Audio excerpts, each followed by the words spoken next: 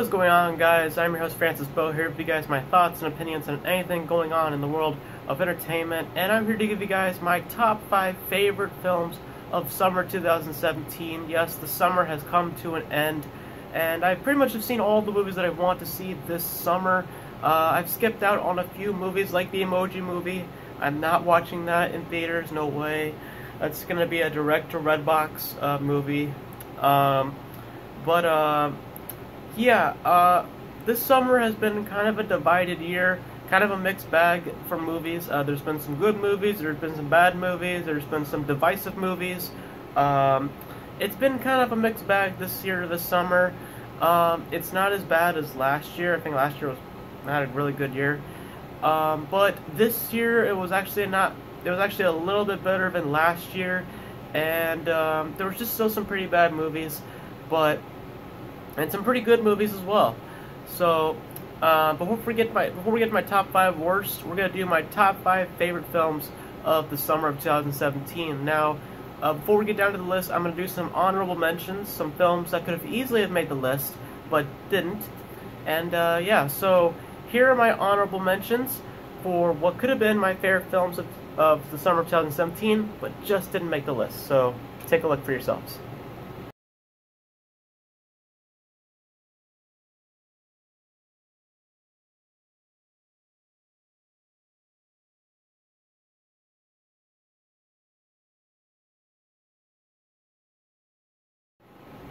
So there you guys have it. Those are my honorable mentions. I think the one that everyone's going to be shocked about, the one that didn't make the top 5 list, and I'm going to explain right now, is Spider-Man Homecoming. I know that a lot of people like Spider-Man Homecoming. I'm in the group too. I really like Spider-Man Homecoming. It's just that there were other films during the summer that I just found myself loving a lot more than Spider-Man Homecoming. Don't get me wrong, I really liked Spider-Man Homecoming. I thought it was a really good film. But I just don't think it was better than the other 5 films that I have on my list. And it's easy at like number 6, because I really did enjoy the film. It's just that I did have some issues with the film, which you guys can go check out in my movie review. But those are my honorable mentions. So now let's get into my top 5 favorite films of the summer of 2017.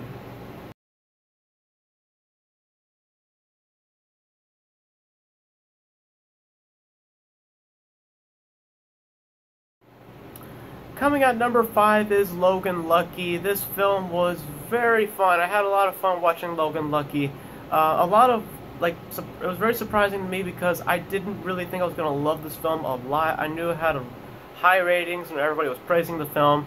I didn't think I was going to love it as much because of all the hype, but it was just so much fun. I had a lot of fun watching Logan Lucky. I love the style of the film. I love the actor choices. Adam Driver, like I said in my movie review, I thought he was the funniest character in the entire film because this film is a comedy after all, and it was just so much fun to watch. I loved the story. I loved this group of people they put together, like Daniel Craig, Channing Tatum, Adam Driver. Just love this pair up of people, and it's just so much fun. It's just a fun, entertaining film. It was very, very creative, and I love how small in scale the film was. I love that, like I said in my movie review, it felt like a classic heist film. And it just all around a very fun experience, and this is something that you should definitely check out in theaters and definitely check out before the year wraps up.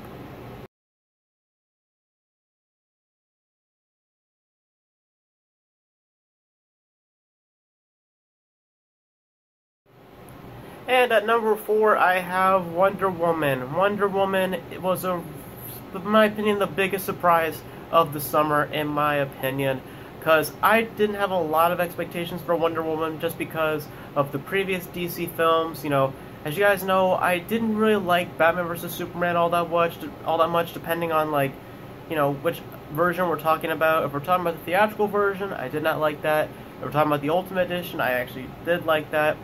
Suicide Squad, I did not hate as much as everybody else did. I thought it was a decent film. Man of Steel I thought was perfectly fine, but Wonder Woman was the big surprise for me because I did not think this film was going to be that good. It ended up being a really good film. It was a really nice origin story, a really nice love story, and a very fun film. It was one of my favorite movie experiences of the year. I love Gal Gadot as Wonder Woman. She's just proven to me in this film that she was a great Wonder Woman. She's just a perfect pick for the role. Chris Pine nailed it as Steve Trevor, and just all around a really good film, and just definitely like a fun experience, and definitely a film that any comic book person should watch, and definitely something that should be experienced by everybody because the film is wonderful.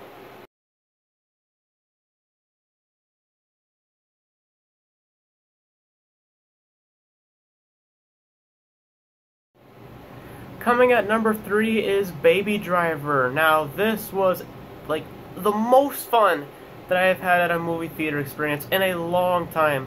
Baby Driver was just hands down the most fun that I've had all this year in a theater, because it was just incredible of how much entertaining like stuff happened in Baby Driver.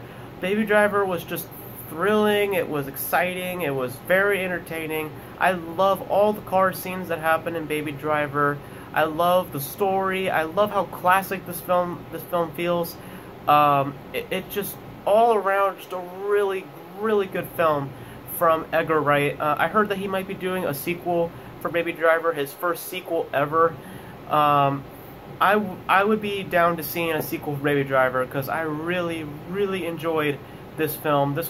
It was just so much fun. I really enjoyed the cast. I really enjoyed the setting of this film, and I just loved the car stunts and the car scenes. It was just absolutely like amazing, and definitely a film that you need to see because it's just awesome.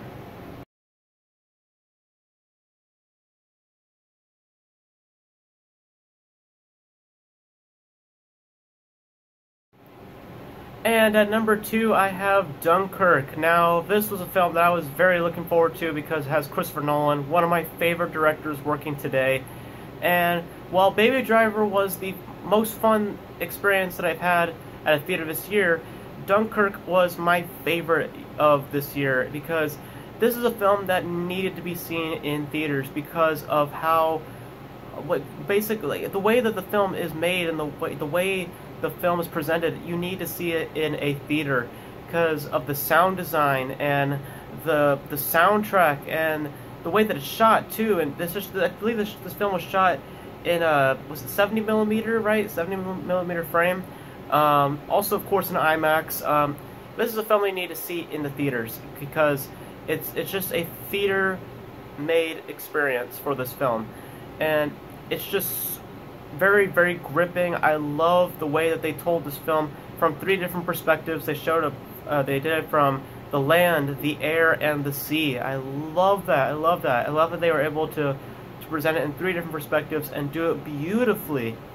The only problem that I had with Dunkirk is that I could not really say anything about the acting because that's not really the point of the movie. The point of the movie is to show you how terrifying war can be and showing you from 3 different perspectives how these people have to face war. And I just love that about Dunkirk. I think it was just a great film, and the only film that I can tell you that Christopher Nolan will probably get an Oscar for, because this is the film that I believe is going to give Christopher Nolan finally his Best Director Oscar and potentially his Best Picture Oscar. So, Academy Awards, better nominate this film. You better.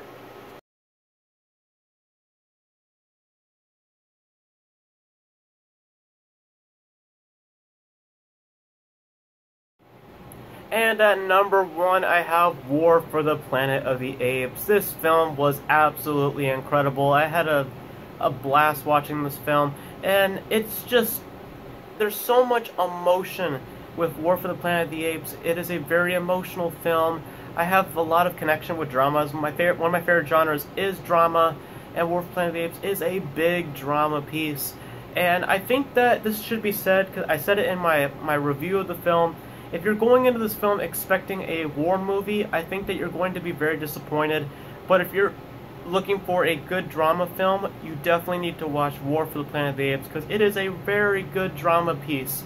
And I was emotionally connected to Caesar, and Andy Serkis brought an amazing performance. As I mentioned in my review for War for the Planet of the Apes, I think that his portrayal as Caesar in this film is hands down his best acting in his career, in my opinion. He just did amazing in this film, and you are emotionally connected with Caesar throughout the entire film. You are connected with every character, you understand everyone's motives, and when the film ends, it's just very, very heartfelt, and that's what I just love about War for the Planet of the Apes. It ends on a very, very heartfelt tone. It doesn't end on a very dramatic tone or very sad tone. It ends on a tone where you just feel like this is the perfect way to have ended this trilogy. And definitely, hands down, one of the best trilogies I have seen in a very, very long time. And if you've not seen War for the Planet of the Apes, you've got to go check it out, because it is just one of my favorite films of the year. And that is it. These are my top 5 favorite films of the summer of 2017. I know that you guys might have a completely different list. We all have our own opinions, and I'm pretty sure a lot of you guys are going to have Spider-Man on your list, and I've already explained why I don't have Spider-Man on my list, but that is it. Those are my top 5 favorite films of the summer of 2017, and let me know, guys, what are your favorite films of the summer of 2017? Let me know in the comment section below, and that's it. Hope you guys enjoyed this video. My next video will be a Punisher reaction, and then I will be posting my top 5 worst films of the summer of 2017, because I'm pretty sure you guys want to see that list. And that is it. Hope you guys enjoyed this video. As always, as we end these videos, Beau out. See you next time. Peace.